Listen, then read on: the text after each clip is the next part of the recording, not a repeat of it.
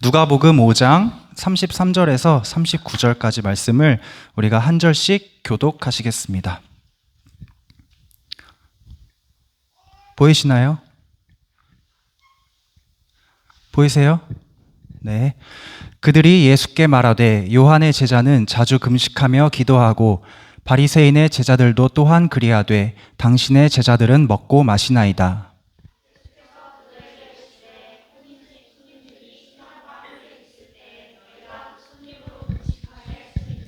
그러나 그 날에 이르러 그들이 신랑을 빼앗기니 그 날에는 금식할 것이니라.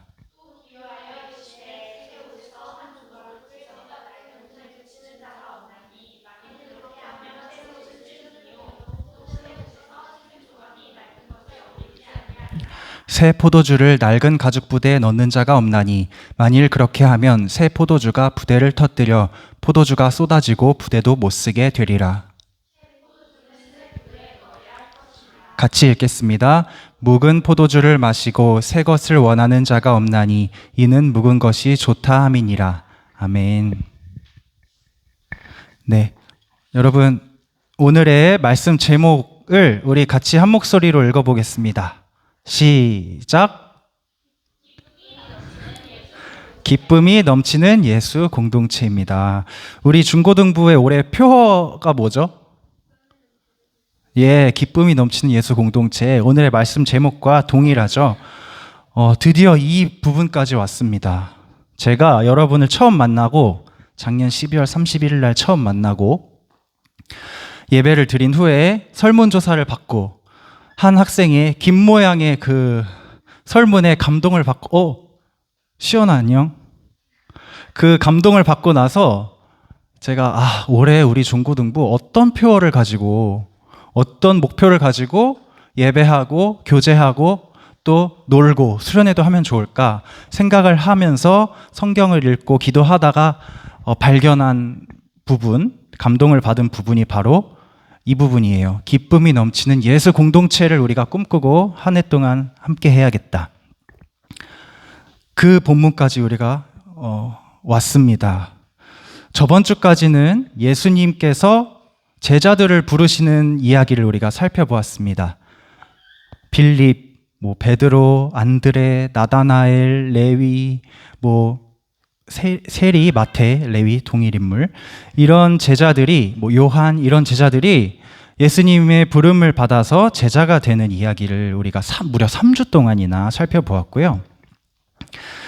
오늘부터는 이제 본격적으로 예수님의 공동체의 행보를 우리가 따라가게 됩니다. 이제 예수님은 혼자의 몸이 아니시고요. 따르는 제자들이 있습니다. 공동체가 되셨습니다. 우리가 어느새 예수님의 탄생과 어린 시절과 세례를 받고 시험을 받으시는 그 모든 과정을 지나서 공동체를 이루신 시기까지 우리가 왔어요. 지금 5개월 만에, 4개월, 5개월 만에 우리가 만난 지 벌써 4개월, 5개월이 되었습니다. 여러분 어때요? 우리가 이 4개월, 5개월 동안 좀 예수 공동체다워진 것 같나요? 제이씨? 아멘, 아멘. 선생님들은 아멘 하셨고 학생들 생각은 어때요? 솔직하게 얘기해 주세요. 지연이는 어떻습니까? 우리가 좀 예수 공동체다워진 것 같나요? 아닌 것 같나요? 맞으면 이렇게, 아니면 이렇게. 감사합니다. 저는 솔직히 크게 달라진 건 없다고 생각해요. 겉으로는 우리의 속사람은 점점 달라지고 있다고 생각하는데 사실 솔직히 얘기하면 4개월, 5개월 전이나 지금이나 우리가 크게 크게 바뀐 부분은 없는 것처럼 보일 수도 있다고 생각을 합니다.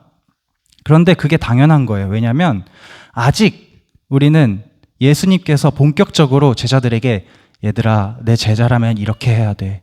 나를 따르는 사람이라면 이렇게 해야 돼. 저렇게 해야 돼. 이렇게 하면 안 돼. 저렇게 하면 안 돼. 이런 구체적인 가르침을 아직 주시기 전이에요. 우리가 그런 건 아직 안 배웠어요. 오늘부터 배웁니다. 오늘부터. 그러니까 여러분, 조금 피곤해도 눈을 크게 뜨고 이제 본격적으로 예수님의 이제 가르침이 시작되는 거예요. 알겠죠? 눈을 크게 뜨고 정신 바짝 차리고 들어주셨으면 좋겠습니다. 우리 다음 슬라이드 넘겨주세요. 오늘의 첫 번째 장면은 무엇이냐? 누구의 제자입니까? 라는 제목입니다. 우리 같이 읽어보겠습니다. 시작. 그들이 예수께 말하되 요한의 제자는 자주 금식하며 기도하고 바리새인의 제자들도 또한 그리하되 당신의 제자들은 먹고 마시나이다.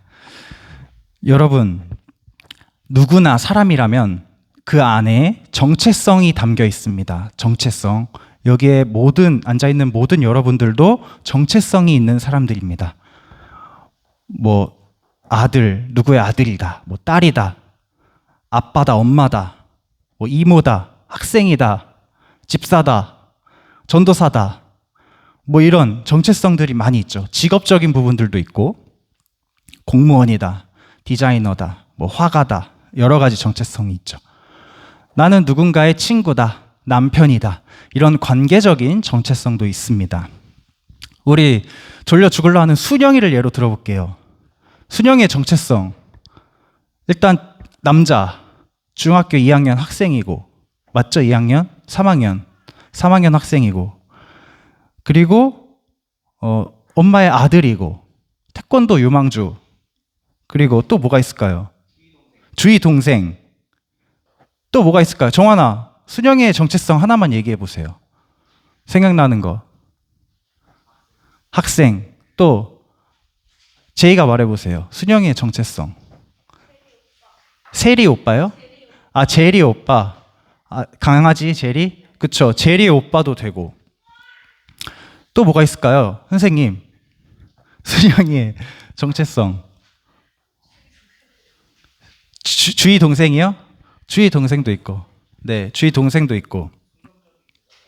선생님, 순영이의 정체성 뭐가? 네.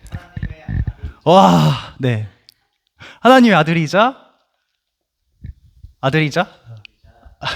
하나님의 아들이자. 그렇죠. 와, 그렇죠. 엄청 중요한 정체성들을 지금 나열해 주셨습니다. 중래쌤이. 우리 순영이는 가장 중요한 정체성들이 있다면 하나님의 자녀, 일단 하나님의 자녀이고, 또한 예수님의 제자이고, 또한 우리 공동체의 일원입니다. 또 오늘 딱 보고 떠오르는 거는 귀염둥이다. 그게 딱 떠올랐어요. 들어오자마자. 그런 정체성들이 있는데, 여러분, 이런 수많은 우리 안에 있는 정체성들 중에서 제일 중요한 것들을 우리가 붙잡고 살아야 되지 않겠습니까? 근데 이런 중요한 정체성들을 이제 판가름하는 기준 중에 하나가 이것이 일시적인 것이냐, 아니면 내가 이 땅을 살아가는 동안 평생토록 지니고 있는 영원한 정체성이냐가 굉장히 중요한 기준입니다. 왜냐하면 일시적인 것, 예를 들면 순영이가 중학교 3학년이다. 이런 거는 내년이면 사라지고 내년이면 다른 걸로 바뀌는 정체성이지만, 나는 하나님의 자녀다라는 정체성은 순영이가 하나님을 버리고 배신하지 않는 이상 평생토록 가져갈 수 있는 아주 중요하고도 소중한 정체성이잖아요. 영원한 정체성을 우리가 사모해야 되는데, 오늘 우리가 배우게 될 이 제자라는 정체성도요, 사실 딱 보기에는 일시적인 것 같지만 영원한 정체성 중 하나입니다. 우리가 학교를 다닐 때는 제자들이 다 맞죠. 선생님들한테 수업도 듣고 배우니까. 근데 졸업하면 이제 제자는 끝 아닌가요? 라고 생각할 수도 있어요. 물론 학문적인 거를 가르쳐주는 그런 선생님들은 이제 없지만, 우리가 인생을 살면서 끝없이 인생의 배움들을 얻어가잖아요. 예를 들어서 내가 이 거친 사회를 어떻게 살아가고 살아남아야 하는가. 고3 아이들 이런 고민 진짜 많이 할 텐데, 이거는 학교 선생님이 다 알려줄 수는 없는 부분이에요. 또 다른 누군가 스승님을 찾아야 하는 문제죠. 또 내가 인간관계를 할 때 상처 주지도 않고 받지도 않으려면 어떻게 지혜롭게 인간관계를 해야 될까? 이런 배움, 우리가 평생 살아가면서 평생 알아가야 할 그런 배움이죠. 이걸 누구한테 배울 것인가? 누구의 제자로서 내가 인간관계를 할 것인가? 중요한 문제입니다. 또 어차피 한 번 사는 인생, 좀 잘 살고 싶다. 잘 살고 싶어. 근데 어떻게 사는 게 잘 사는 거지? 이런 물음들 학교에서 배울 수 있습니까, 여러분? 없죠. 그럼 누구한테 배워야 되죠? 이런 물음들, 이런 물음들을 우리가 평생토록 가지고 살아가요. 다양한 물음들을.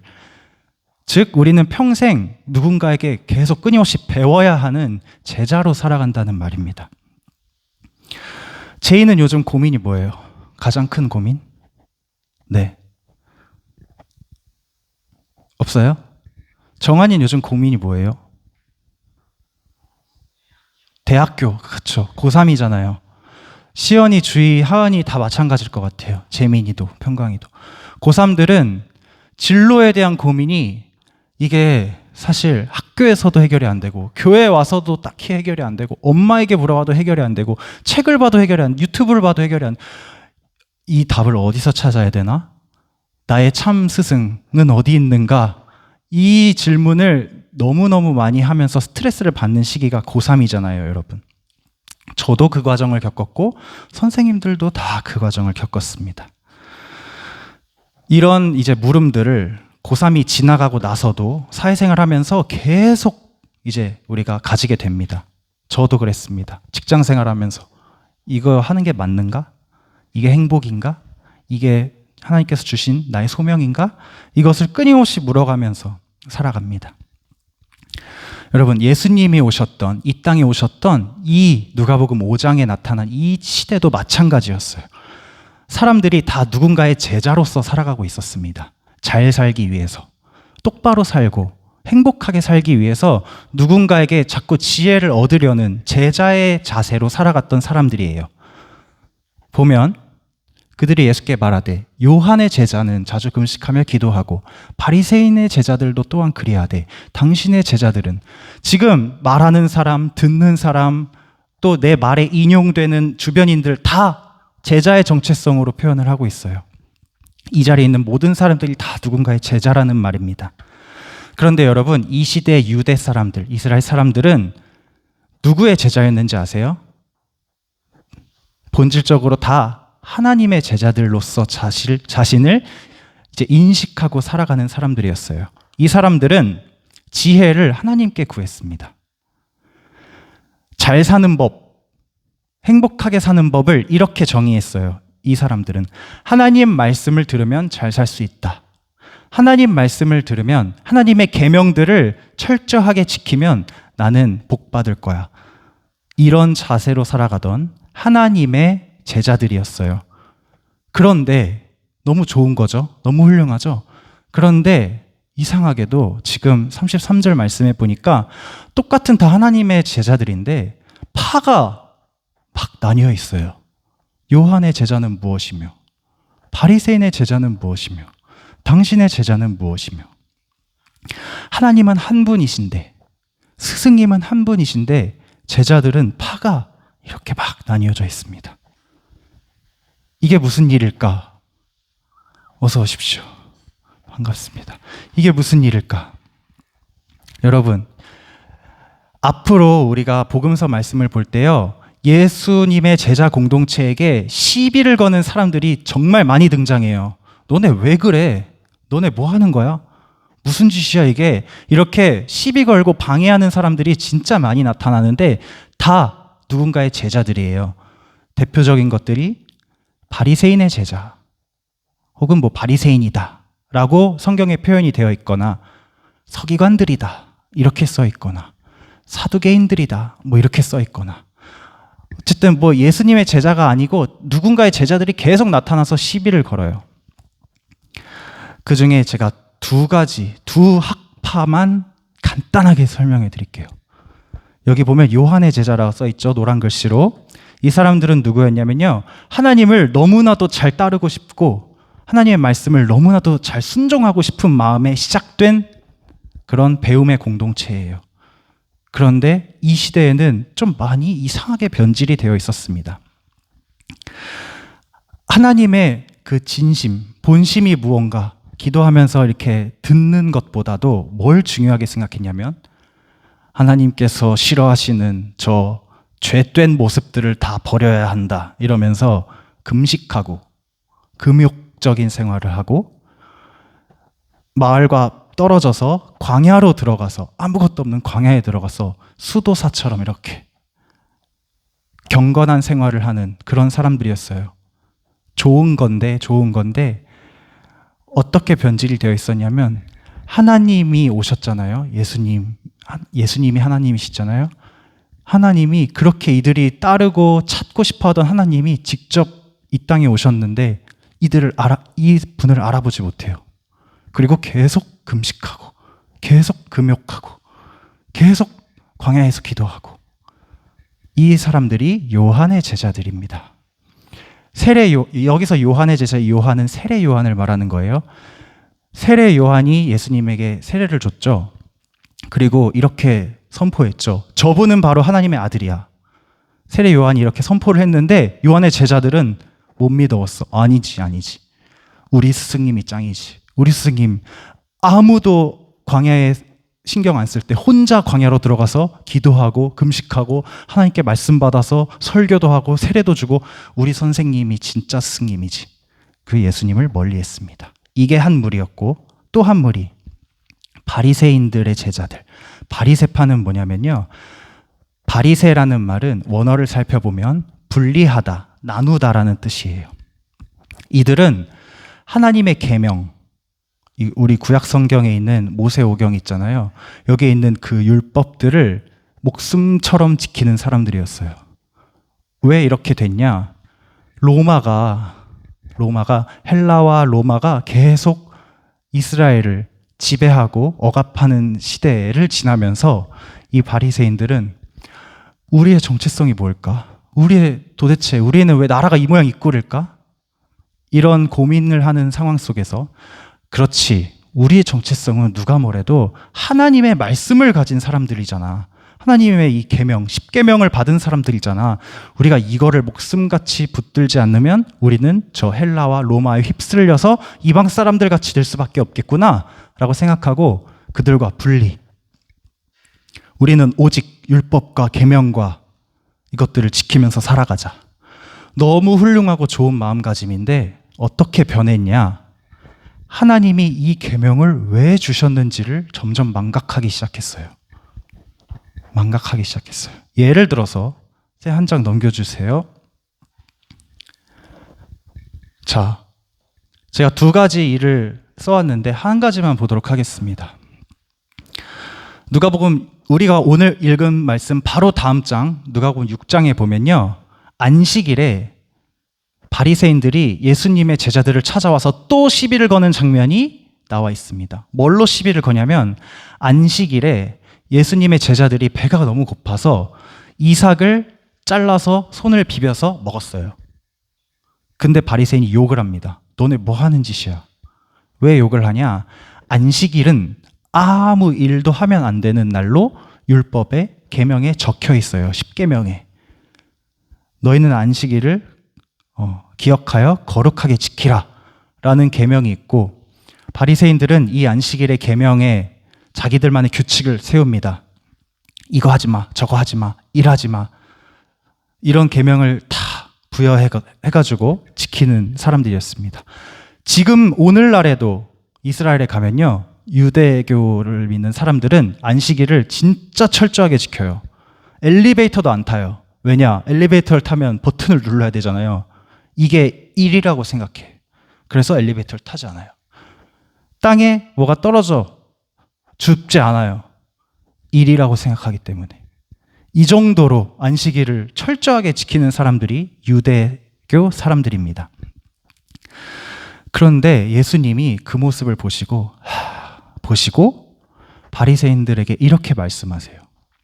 3절에 보면 예수께서 대답하여 이르시되 다윗이 자기 및 자기와 함께한 자들이 시장할 때 한 일을 읽지 못하였느냐? 옛날에 다윗이 사울 왕에게 목숨을 위협받고 광야로 쫓겨가던 도망가던 시절에 너무 배가 고파서 굶어 죽기 직전이 됐어요. 그런데 보니까 노비란 땅에 딱 도착을 했는데 보니까 성막이 있는 거예요. 성막. 그래서 그 안에 들어가 봤더니 제사장이 있었어요. 그래서 저기요, 제사장님, 제가 너무 배가 고파서 죽을 것 같습니다. 먹을 것 좀 주세요. 근데 마침 그때 먹을 게 없었어요. 그래서 제사장이 이거 어떡하지 하다가 보니까 성막 안에 있는 성소에 하나님께 바치기로 그렇게 되어 있는 그 떡, 진설되어 있는 그걸 진설병이라고 해요. 하나님께 드리는 떡이에요. 그 떡이 항상 성소 안에는 12개가 이렇게 쌓여가지고 있어야 돼요. 그 규칙이에요. 계명이에요.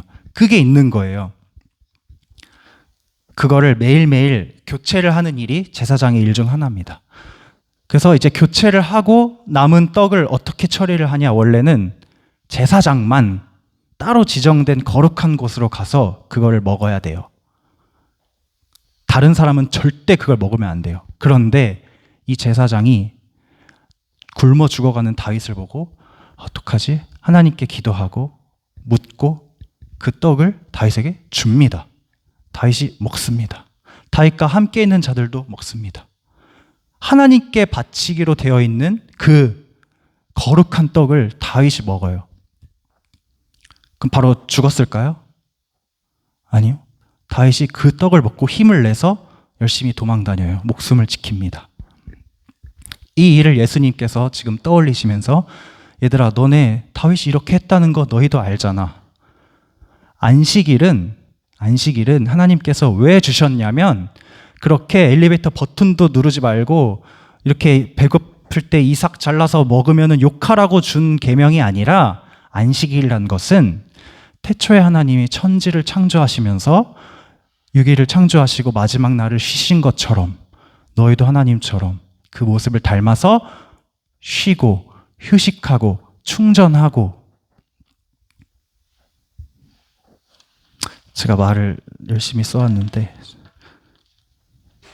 쉬고 휴식하고 충전하고, 하나님께서 나를 내가 쉬고 있는 동안에도 지키시고 채우시고 모든 필요한 것을 공급하신다는 그 믿음을 회복하는 시간을 가져라 라는 게 안식일의 의미예요. 그리고 뼈 빠지게 일하는 노예들, 뼈 빠지게 일하는 노동자들도 이날만큼은 주님 안에서 안식하고 평안을 얻어라 라는 사랑이 담긴 계명이 바로 이 안식일을 지키라는 계명인데, 바리새인들은 여기에다가 규칙들을 막 붙여가지고 이 안식일 계명을 누군가를 정죄하고 욕하고 판단하는 계명으로 바꿔버린 거예요. 예수님께서 이 부분을 지적하십니다. 나의 제자들은 안식일을 그렇게 생각하지 않을 거야. 그렇게 지키지 않을 거야. 우리는 안식일에도 배가 고파서 죽을 것 같으면 이삭을 잘라서 기쁘게 먹을 거야. 완전히 새로운 가르침입니다. 유대에서는 상상도 할 수 없는 가르침이에요. 그런데 그 가르침을 예수님께서 오늘 누가복음 6장에서 주고 계세요. 여러분, 오늘 본문 말씀 잠깐 띄워주시면, 본문 말씀에 보면요, 예수님께서 새 포도주와 새 부대 얘기를 해주세요. 새 포도주와 새 부대. 쉽게 말하면 이겁니다, 여러분. 우리 가나의 혼인잔치 이야기 기억나요? 물이 포도주가 된 사건. 그게 결혼식이었잖아요, 여러분. 혼인잔치. 유대에는 혼인잔치를 무려 7일 동안, 그러니까 혼인식이 끝나면 파티를 7일 동안 해요. 7일 동안 막 먹고 막 즐기고 춤추고 놉니다. 그런데 이 기간에는요, 금식을 해야 하는, 종교적인 그 금식을 해야 하는 기간이 겹쳐도 금식하지 않아요. 즐겨요. 그렇게 할 수 있어요. 그만큼 유대 사회에서 혼인이라는 것은 굉장히 중요한, 기쁨이 넘치는 그런 기쁨의 상징 같은 그런 축제입니다. 예수님께서 말씀하시는 거예요. 지금 세리인 마태랑 죄인들이랑 같이 막 밥을 먹고 왁자지껄 떠들고 놀고 있는데, 바리새인들이 와서 당신 왜 이렇게 부정하고 죄 많은 사람들이랑 밥 먹고 즐깁니까? 라고 할 때 예수님께서 이렇게 말씀하시는 거예요. 너희는 혼인잔치에 신랑 친구들이 왔는데 신랑을 축하하고 기뻐하지 못하고 금식할 거야? 너네 그렇게 할 거야? 그렇게 안 하잖아요. 같이 먹고 즐기잖아요. 그게 혼인잔치의 의미잖아요. 근데 예수님의 제자들에게는 왜 와서 너 왜 이렇게 죄인들과 먹고 마셔? 라고 지적을 하는 모습이에요. 즉, 예수님은 죄인, 세리 같은 사람, 부족한 사람, 연약한 사람, 사람들한테 지적받고 욕먹는 사람들도 예수님과 함께 예수님을 모시고 있다면 이 잔치의 주체자들이 다 될 수 있다는 뜻이에요. 즉 우리는 오늘부터 드리는 모든 예배 가운데 이런 마음가짐을 가졌으면 좋겠습니다. 이 예배를 누가 주최했습니까, 여러분? 오늘 이 주일 예배를 누가 주최했어요? 이 예배를 잔치라고 생각해 볼게요. 예수님과 벌이는 잔치다. 누가 이 자리를 주최했습니까? 누가 주최했어요? 전도사님이 주최했나요? 선생님들이 주최했나요? 주양이 제이가 앞에서 찬양했으니까 주양이 제이가 주최했나요? 아니죠. 여러분, 이 잔치는 여러분 각자가 예수님을 모시고 주최한 잔치예요. 그렇게 믿으십니까? 믿으십니까, 여러분? 그러니까 여러분, 이 예배를 즐거운 마음으로 오셨으면 좋겠어요. 좀 늦게 와도 상관없어요. 내가 주최한 건데 뭐.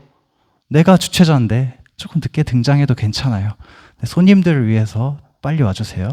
여러분, 기쁘게 와야 돼요. 기쁘게 예배는. 왜냐하면 이 예배는, 이 자리는 여러분이 만든 자리예요. 여러분이 예수님을 모시고 주최하는 파티예요, 파티. 그렇기 때문에 여러분이 기쁜 마음으로 오셨으면 좋겠고, 마지막으로 여러분이 아니라 선생님 하나씩 넘겨주세요. 네, 여기. 여러분, 우리가 기쁨이 넘치는 예수 공동체를 꿈꾸고 지금 말씀도 듣고 예배도 하고 있는데, 다른 요한의 제자들, 바리새인의 제자들과 구분되는 예수의 제자들의 학풍. 여러분, 학풍이 뭔지 알죠? 누군가 스승이 있고 제자들이 있으면 그 문파, 그 학파에 학풍이 있잖아요. 가풍, 학풍 이런 말 알죠? 예수 공동체의 학풍, 색채가 무엇이냐? 기쁨입니다, 여러분. 예수 공동체를 한 단어로 사람들이 와서 봤을 때, 저 공동체는, 저 사람들은 뭐 하는 사람들이지? 라고 와서 봤을 때 가장 먼저 발견해야 할 것은 뭐냐? 예수 공동체의 색채는 기쁨입니다, 여러분. 기쁨. 그러면 예수 공동체의 제1계명은 뭘까요? 예수 공동체의 색채가 기쁨이라면, 저긴 기뻐하는 공동체구나. 그래서 갔어요. 여긴 뭐 하는 곳일까? 여기 이 공동체의 제1계명, 제1규칙은 무엇인가요? 라고 물어봤을 때 뭐라고 대답해야 됩니까? 두 글자로? 예수 공동체의 제1계명.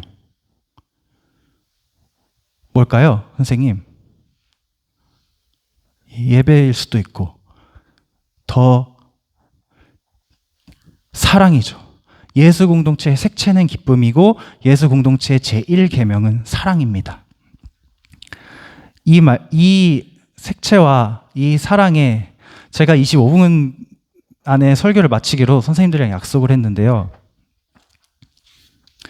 제가 허락을 받았으니까 마저 하도록 하겠습니다. 여러분, 우리가 예수 공동체잖아요. 예수 공동체의 색채는 기쁨이고 우리의 1계명은 사랑이다. 이 말씀이 요한복음 15장에 제가 정말 사랑하는 말씀 안에 예수님의 음성으로 그대로 적혀 있어요. 그래서 이걸 읽어주고 마무리할 건데, 요한복음 15장 1절에서 18절까지 말씀을 제가 세 번역으로 읽어주고 기도하고 예배 마칠 건데, 여러분 눈을 감아보세요. 행복하죠? 순영이 눈 뜨려고 막 너무 고생했는데 너무 고맙고 예쁘네요. 눈 감으세요. 편안하게 눈 감고 들어보세요, 여러분. 제가 일부러 말씀을 PPT에 안 적어왔어요. 눈을 감고 예수님께서 우리를 제자 공동체로 세워주시면서 함께 하시면서, 얘들아, 우리 공동체는 기뻐하는 공동체야. 우리 공동체는 사랑하는 공동체야.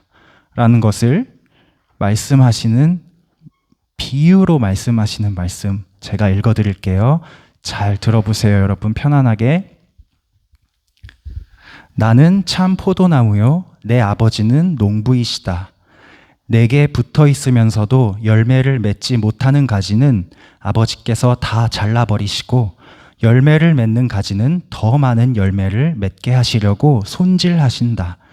너희는 내가 너희에게 말한 그 말로 말미암아 이미 깨끗하게 되었다. 내 안에 머물러 있어라. 그리하면 나도 너희 안에 머물러 있겠다. 가지가 포도나무에 붙어 있지 아니하면 스스로 열매를 맺을 수 없는 것과 같이 너희도 내 안에 머물러 있지 아니하면 열매를 맺을 수 없다. 나는 포도나무요 너희는 가지다. 사람이 내 안에 머물러 있고 내가 그 안에 머물러 있으면 그는 많은 열매를 맺는다. 너희는 나를 떠나서는 아무것도 할 수 없다. 사람이 내 안에 머물러 있지 아니하면 그는 쓸모없는 가지처럼 버림을 받아서 말라버린다. 사람들이 그것을 모아다가 불에 던져서 태워버린다. 너희가 내 안에 머물러 있고 내 말이 너희 안에 머물러 있으면 너희가 무엇을 구하든지 다 그대로 이루어질 것이다. 너희가 열매를 많이 맺어서 내 제자가 되면 이것으로 내 아버지께서 영광을 받으실 것이다. 아버지께서 나를 사랑하신 것과 같이 나도 너희를 사랑하였다. 너희는 내 사랑 안에 머물러 있어라. 너희가 내 계명을 지키면 내 사랑 안에 머물러 있을 것이다. 그것은 마치 내가 내 아버지의 계명을 지켜서 그 사랑 안에 머물러 있는 것과 같다. 내가 너희에게 이러한 말을 한 것은 내 기쁨이 너희 안에 있게 하고 또 너희의 기쁨이 넘치게 하려는 것이다. 내 계명은 이것이다. 내가 너희를 사랑한 것과 같이 너희도 서로 사랑하여라. 사람이 자기 친구를 위하여 자기 목숨을 내놓는 것보다 더 큰 사랑은 없다. 내가 너희에게 명한 것을 너희가 행하면 너희는 나의 친구이다. 이제부터는 내가 너희를 종이라고 부르지 않겠다. 종은 그의 주인이 무엇을 하는지 알지 못한다. 나는 너희를 친구라고 불렀다. 내가 아버지에게서 들은 모든 것을 너희에게 알려주었기 때문이다. 너희가 나를 택한 것이 아니라 내가 너희를 택하여 세운 것이다. 그것은 너희가 가서 열매를 맺어 그 열매가 언제나 남아있게 하려는 것이다. 그리하여 너희가 내 이름으로 아버지께 구하는 것은 무엇이든지 다 받게 하려는 것이다. 내가 너희에게 명하는 것은 이것이다.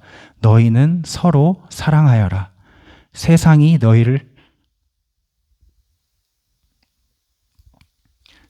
너희를 미워하거든 세상이 너희보다 먼저 나를 미워하였다는 것을 알아라. 기도하겠습니다. 살아계신 하나님 아버지, 우리를 모아주시고 예수 공동체로 세워주심을 감사합니다.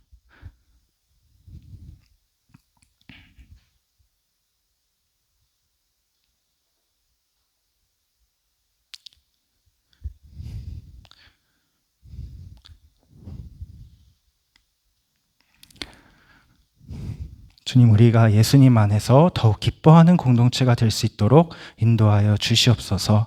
우리가 항상 예수님 안에 머물러 있으면서 예수님이 우리에게 주신 말씀과 그 은혜와 사랑을 기억하면서 누리면서 삶으로 나타내면서 살아갈 수 있는 기쁨이 넘치는 예수 공동체가 될 수 있도록 주님 인도하여 주시옵소서. 예수님의 이름으로 기도합니다. 아멘.